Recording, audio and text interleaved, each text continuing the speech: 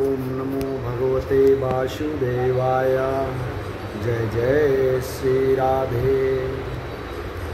सभी बंधुओं का हार्दिक स्वागत एवं अभिनंदन है।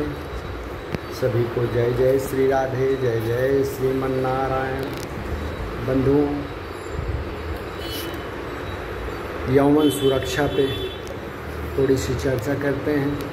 आज के युवाओं को यौवन सुरक्षा बहुत ही महत्वपूर्ण है, इसलिए थोड़ी सी उस पर चर्चा करते हैं, प्रकाश डालते हैं। सभी अभिभावकों से, सभी माता पिता से अनुरोध है कि इसके विषय में खुद जानकारी लें और बच्चों को भी जानकारी दें। जय जय श्री राधे। शरीर माध्यम खलु धर्म साधनम, अर्थात बंधुओं, धर्म का साधन शरीर है। शरीर से ही सारी साधनाएं संपन्न होती हैं। यदि शरीर कमज़ोर है तो उसका प्रभाव मन पर पड़ता है और मन भी कमज़ोर पड़ जाता है। बंधुओं, कोई भी कार्य यदि सफलतापूर्वक करना हो तो तन और मन दोनों स्वस्थ होने चाहिए। जिन्होंने विषय विकारों में अपनी नाड़ी शक्ति कमज़ोर कर दी है,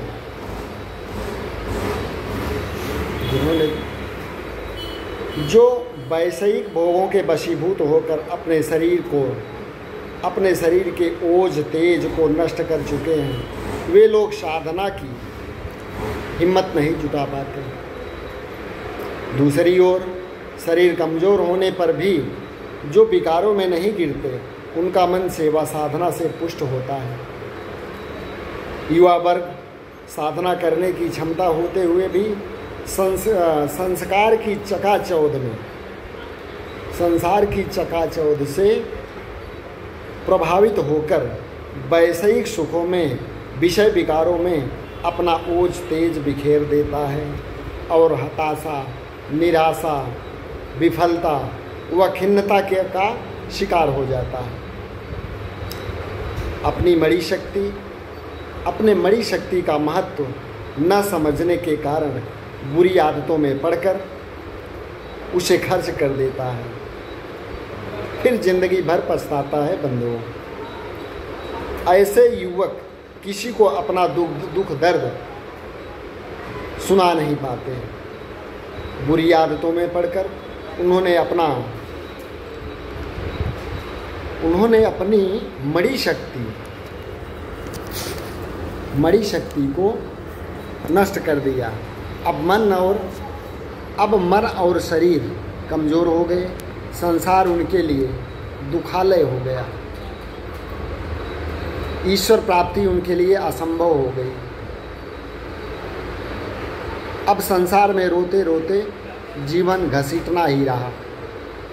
इसलिए बंधुओं, हर युग में महापुरुष ब्रह्मचर्य पर जोर देते आए हैं। जिस व्यक्ति के जीवन में संयम नहीं है, वह न तो स्वयं को ठीक से उन्नति कर पाता है और न ही समाज में कोई महान कार्य कर पाता है। ऐसे व्यक्तियों से बना हुआ समाज और देश भी सच्ची सुख, शांति व आध्यात्मिक उन्नति में पिछड़ जाता है। जय जय श्री राधे। अब बंधुओं, ब्रह्मचर्य क्या है, इस पे थोड़ा प्रकाश डालते हैं। ब्रह्मचर्य क्या है? पहले ब्रह्मचर्य क्या है यह समझना चाहिए। याज्ञवल्क्य संहिता में आया है। महर्षि याज्ञवल्क्य ने लिखा है, कर्मणा मनसा वाचा सर्वावस्था तु सर्वदा सर्वत्र मैथुन त्यागो ब्रह्मचर्य प्रचक्षते। अर्थात सर्व अवस्थाओं में मन, वचन और कर्म तीनों से मैथुन का सदैव त्याग हो, उसे ब्रह्मचर्य कहते हैं। भगवान वेदव्यास जी ने कहा है, ब्रह्मचर्यम गुप्तेन्द्रिय यस्य उपस्थस्य संयम, अर्थात विषय इंद्रियों द्वारा प्राप्त होने वाले सुख का संयम पूर्वक त्याग करना ब्रह्मचर्य है। और भगवान शंकर कहते हैं सिद्धौ बिंदौ महादेवी किंग न सिद्ध्यति भूतले। अर्थात भगवान शंकर कहते हैं पार्वती जी से, हे पार्वती, बिंदु अर्थात मणि रक्षण सिद्ध होने के बाद कौन सी सिद्धि है जो साधक को प्राप्त नहीं हो सकती। साधना द्वारा जो साधक अपने मणि को ऊर्ध्वगामी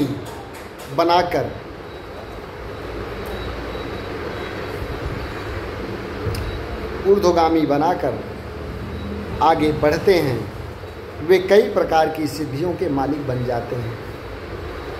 ऊर्ध्वरेता योगी पुरुष के चरणों में समस्त सिद्धियां दासी होकर रहती हैं।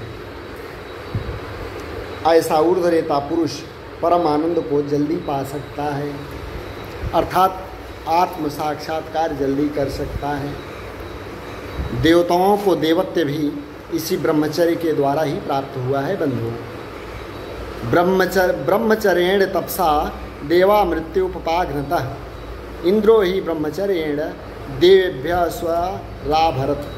अर्थात ब्रह्मचर्य रूपी तप से देवों ने मृत्यु को जीत लिया है। देवराज इंद्र ने भी ब्रह्मचर्य के प्रताप से ही देवताओं से अधिक सुख व उच्च पद को प्राप्त किया है। अथर्ववेद में ये श्लोक आता है बंधुओं। और बंधुओं, ब्रह्मचर्य बड़ा गुण है, ब्रह्मचर्य बहुत बड़ा गुण है। वह ऐसा गुण है जिससे मनुष्य को नित्य मदद मिलती है और जीवन के सब प्रकार के खतरों में सहायता मिलती है। जय जय श्री राधे। बंधुओं, ब्रह्मचर्य ही उत्कृष्ट तप है। ब्रह्मचर्य क्या है? ब्रह्मचर्य ही उत्कृष्ट तप है।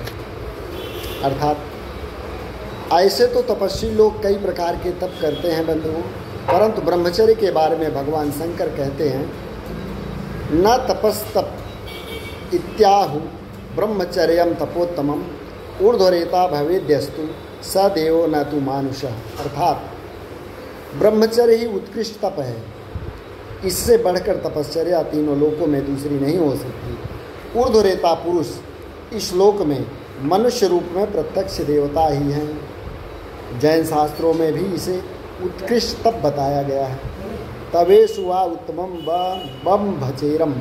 अर्थात ब्रह्मचर्य सब तपों में उत्तम तप है। जय जय श्री राधे। अगली चर्चा बंधु हम अगले वीडियो में करेंगे। तब तक के लिए जय श्री राधे, जय श्रीमन्नारायण। ओम नमो भगवते वासुदेवाय।